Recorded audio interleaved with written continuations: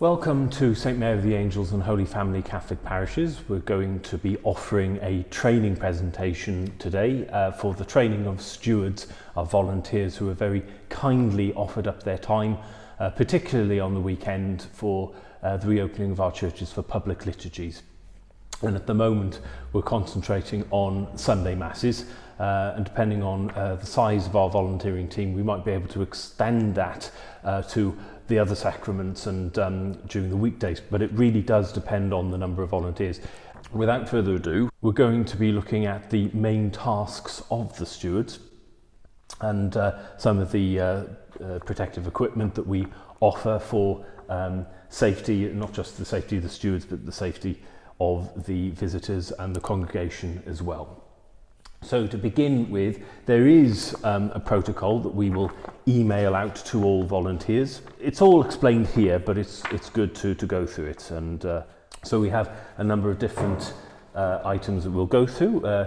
Firstly, face masks. Now, our stewards aren't required to wear these all the time while they're serving, but certainly where there's any danger of compromising the 2 metre distance between either themselves or the congregation visitors to the church. But we certainly do expect people to wear them if they're in close proximity to surfaces which might be contaminated, and when stewards are doing the cleaning activities we do ask that do wear those masks. Again, source of contamination to the steward and potentially from the steward if they're carrying anything and they're asymptomatic, because we just don't know. So these are provided. We've got a good stock of these. They're the same type that are used in many situations in the medical profession as well, and we just pull them out. They're concertinaed. There is a metal band on one edge of it which is the nose band, and what we do, we don't touch it any more than we absolutely have to, but we put it up over the face like that and squeeze the band so that it gives as much of a seal as possible, and that should hopefully mitigate the effects of the breath going up. For those of us who wear glasses, it can be a little bit inconvenient to have our glasses steamed up, but if you've got a good seal, it does help that. Gloves, of course, primarily nitrile gloves here. They're standard again, standard stuff. Certainly any activities where there is any possibility of contact with contaminated surfaces, then please do avail. It is an expectation that stewards will wear gloves. But it's important with the mask and the gloves, and we'll go into the apron in a second, that they are taken off very carefully in a particular way. So I won't go through the aprons because we've got a limited supply, but they are plastic aprons. They're like gold dust actually, and they obviously go over the head and tied around the back and cover the front. And again, you don't have to wear those all the time, but certainly when you're engaging in cleaning activities, any likelihood of rubbing up against a potentially infected surface, expecting aprons to be worn. And after they have been used and when seeking to remove them, the gloves need to be removed from the inside out and not touching the outer surface like that, and they should then be disposed of.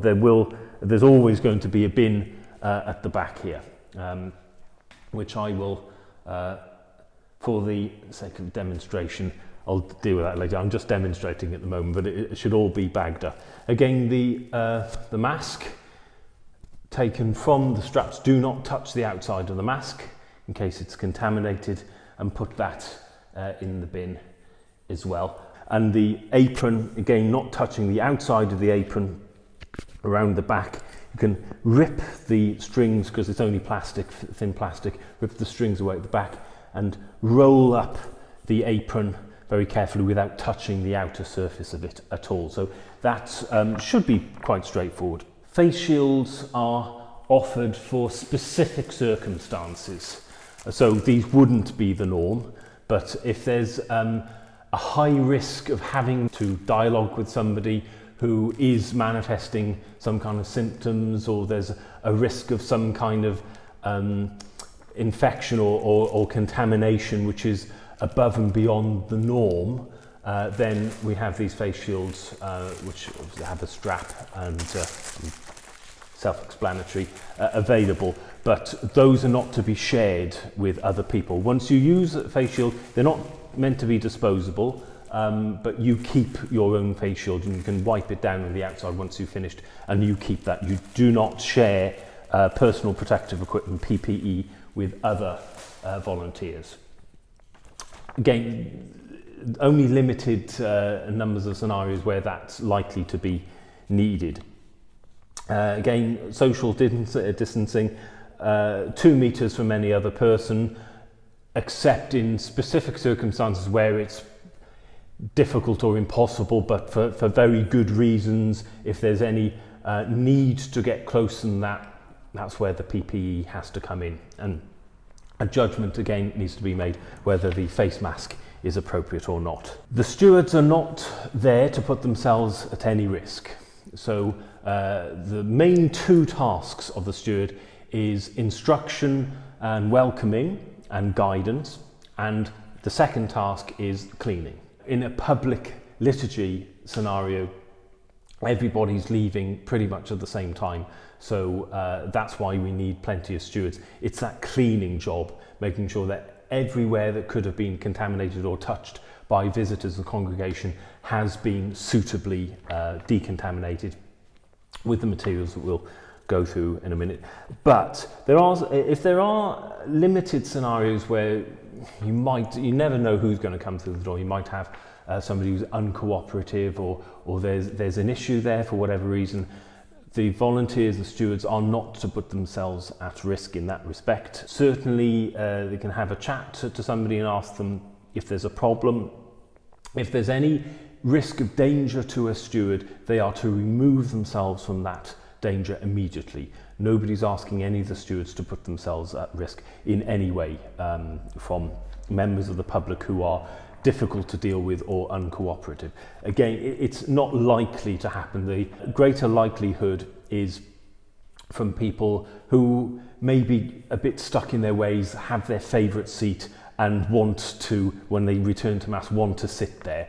And they can't do that. They have to follow what they're asked to do for social distancing. There's no exceptions to that. And the priest will be around in this case for public liturgies. If there is a problem, the priest will either be celebrating Mass, but certainly be in the sacristy after and before Mass and around the church anyway.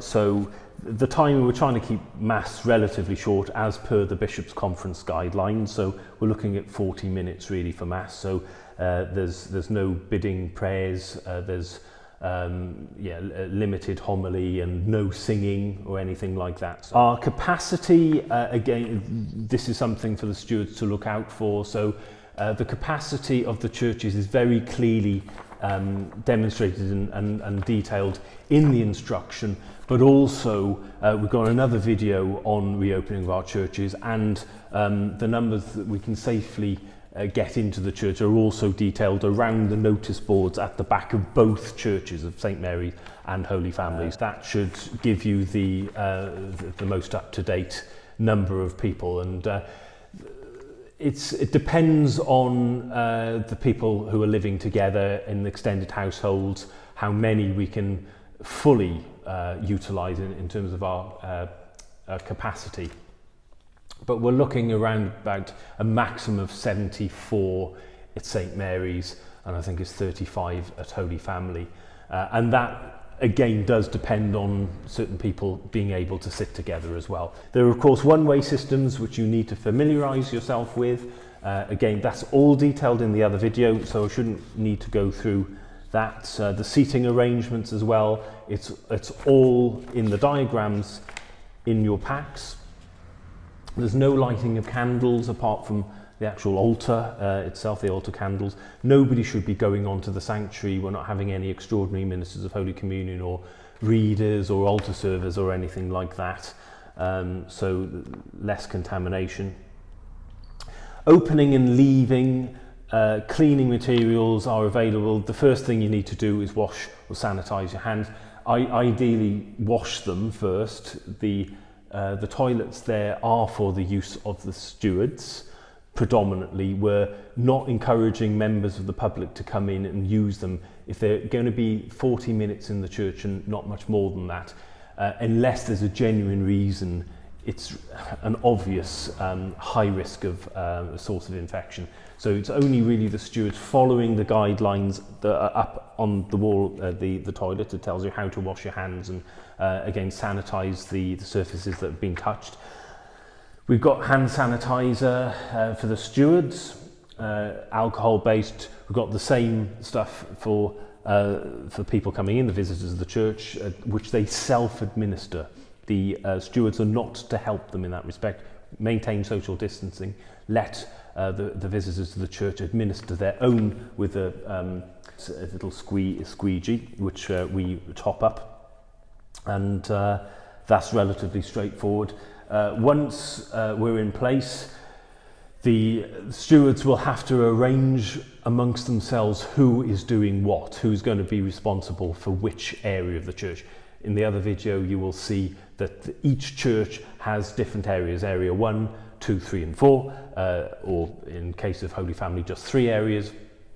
The seating arrangement, which means that blocks of people move at different times, and it's up to the stewards to help with that. It's all explained in the other video, but the stewards need to arrange at the beginning who is going to be responsible for each block of people.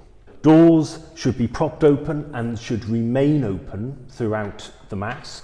This helps the airflow through the church. So at St Mary's, we've got the main door at the west of the church, which will be propped open, and then the door at the side will be the same. That's the exit. Stewards need to be on hand, especially at the beginning, to stop people from coming through the wrong door. Holy Family, there's only one way in and out, and the job of the stewards is going to be to manage that bottleneck so nobody's crossing through. We do have various signs at the back as well to make it very clear that there is a one-way system, etc., and to come in one door rather than the other. Light switches at St Mary's, you shouldn't have to worry about them. They're accessible from the house, so those will be on. Holy Family will be a little bit different. They will have light switches, but the main thing is at the end to make sure that they are just wiped down. Shouldn't be too much of a problem. Disposal of rubbish. The end of each weekend, each time that there will be a double bagging of the material. So in fact, in St Mary's, it will be at the end of one day. Holy Family, we can bag it until the 2 masses, one at 6 o'clock and one at 11 the next day. At the end of the 11 o'clock, double bag that personal protective equipment, securely fasten it, and that will be put aside then for disposal. It's not to be considered as high risk contaminated waste. There is a chance if you're using gloves and what have you to do cleaning that there might be something on the outside of the glove. So we do treat it carefully, but we don't go overboard on that as well. We just use our common sense, and that's then to be left out for disposal in the normal rubbish collection the next week. Who should and shouldn't be coming to the church? Nobody who's shielding, nobody who's high risk. That has to be up to their judgment. Obviously, stewards can't interrogate people, but in some cases it might be obvious that they're not well or that they're a risk to themselves or somebody else. So the steward should gently maybe ask them, are you sure? Certainly present to them the material at the front of the door, those kind of questions. Again, it's up to the discretion and the common sense of the steward as to how he deals with that, or how they deal with that rather. If there is a suspected incident of COVID in the church, then it's very, very unlikely to happen, quite frankly. If somebody who doesn't know that they have COVID and don't have any symptoms comes into the church and suddenly starts manifesting symptoms, I think it's highly unlikely that that's ever going to happen, but nevertheless we do have to have procedures in place for it. So if somebody does start coughing over a period of time, which even if it's not COVID, it is still a potential source of infection, then we need to be sensible about it. One of the volunteers who feels confident needs to wear potentially the face mask if there's a likelihood of having to get quite close, and asking that person, well, firstly, are they okay? Do they think that perhaps they might need medical attention? If it's just a clearing of a throat, it's not a problem. It's a matter of common sense, application of discretion here. But if somebody is, even if it's just a normal chest infection, they shouldn't be exposing other people to and the environment around them to that kind of level of risk, because they don't know. A steward who is, or a group of stewards, if they're feeling confident, and in a public environment it shouldn't be a problem, but generally say, would you mind just stepping outside, in a very, very polite way, but anybody who's reasonable should be willing to comply with that. If they're coughing all over surfaces, it's obvious that that should be taken outside into the fresh air for their own good and the safety of everybody else. And if there is a problem with that, again, well, the priest will be around. But if anybody does become very difficult and, God forbid, aggressive, and you feel you're putting yourself at any kind of risk, then yes, certainly grab the priest, or otherwise get yourself out of any kind of harm's way, and if necessary, call the authorities. So we've got the emergency services, and not try to deal with it yourself. There is no expectation of stewards putting themselves, as I say, at any kind of risk. If there is an incident like that, and there's a good reason to suspect that there is a chance of transmission of COVID, then quite frankly, the church will have to be emptied, and it'll have to be closed, and it'll have to be deep cleaned. But again, the priest will be on hand too to help with that decision and that judgment. Then at the end of that public mass, if there is a mass following on within 72 hours, as there will be at the Saturday evening mass at Holy Family, or the Sunday morning masses at St Mary's, where within 24 hours there will be another mass and more people coming in, then a reasonable, thorough cleaning process is required on those surfaces that have been touched and affected. There's no point in cleaning benches that haven't had anybody sitting there, but we do clean the areas that have been affected or have been sat on. It's at that point where we do use the PPE. So we use the normal mask. You don't necessarily need the face shield unless you particularly want to. We use the gloves and aprons, etc., etc. And we've got this 1-chem all clear disinfectant, which is guaranteed against COVID. We've got the blue towel here, gloves and all of that. So we go to the areas that have been used, and with that material thoroughly wiped down all surfaces, so the fronts of the benches, the kneelers, which are leather, so they should be non-permeable. The seats, the back of the seats, the benches where people have been sat at, and door handles and things like that. Anything that has likely had, or would certainly had, any contact. So it's not a small task, which is why we need the stewards on hand, but it's not a deep clean of the entire church each time either. Again, all of that materials, the used towel goes in the same bins as the previous one, as the PPE. And then once everything has been had the detergent applied to it, it's left to air dry.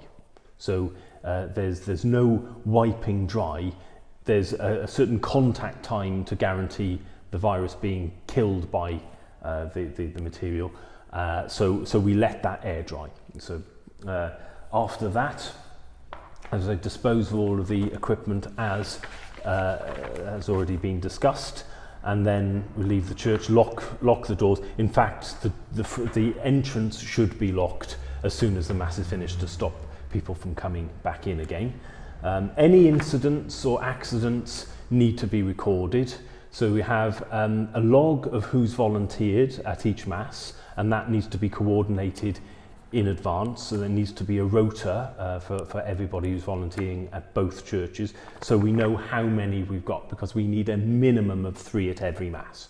If we don't have a minimum of 3 stewards at every Mass, we cannot open for a particular Mass. So that's absolutely concrete. That's our operating limitations. But any incidents, accidents are recorded. You tell the clergy straight away. We won't keep a book here. We won't have pens to write things down, because again, a source of contamination. But we will record that in a book in the presbytery. So yeah, any suspected incidents of COVID or contamination specifically we're talking about. But if there's a health and safety problem, an incident related to that, or certainly an accident, we also need to record that in an accident book as well. So that's predominantly it. You will see in your pack guides to the seating arrangements in the church for both private prayer and for public liturgies, and they're around the churches themselves. The cleaning plan as well, showing what materials need to be used for what application. Mostly it's this hand sanitizer and the protective equipment. It's all detailed in this cleaning plan, which is also you'll find it up in the notice boards of both churches as well, just in case you don't have your cleaning plan, your pack with you. Any cleaning of floors and serious deep cleaning of benches or anything like that, we would use another disinfectant called Zoflora, but that wouldn't normally be required. Hand hygiene, soap and water is sufficient, following the instructions in the toilet. Instructions are up on the wall in both churches, so that should be relatively straightforward. And the last bit is a basic guide, volunteering during coronavirus, church stewards. So that really covers the points that we've already raised, and hopefully then that should be it. So the only other thing we would say is for stewards to turn up 30 minutes beforehand. So not too early, because we won't have the doors necessarily open, but certainly not later than that, because we have setting up to do. And in general, there will be people potentially arriving 30 minutes before. We can't let people in who arrive too early, that the stewards just aren't on hand and not prepared to facilitate them to their seat. So there needs to be an opportunity for the stewards to get their equipment ready, to wash their hands, and in that point we can't let anybody in. But once the stewards are ready, they've had their briefing, they know what each other are doing, what areas of the church they're looking after, then the first person can be let in. And that is a reality that we've already experienced, that people are waiting quite early because they don't want to lose a seat. So, but we've got requirements here. We're limited in what we can do. So to keep everybody safe, in some cases we have to insist that people either stay outside, or in certain cases they certainly have to sit where they're told to sit. Again, you might get people who have a bit of difficulty with that, but once people get used to it and get used to the one-way system, which again is clearly marked on the other video, it should start to come together and get used to operating. So thank you very much. Thank you again for volunteering. Make sure that you do have your contact details. If we don't, we will keep you in touch and make sure that the rota is then properly organised and promulgated, as it were, to the people who need to know.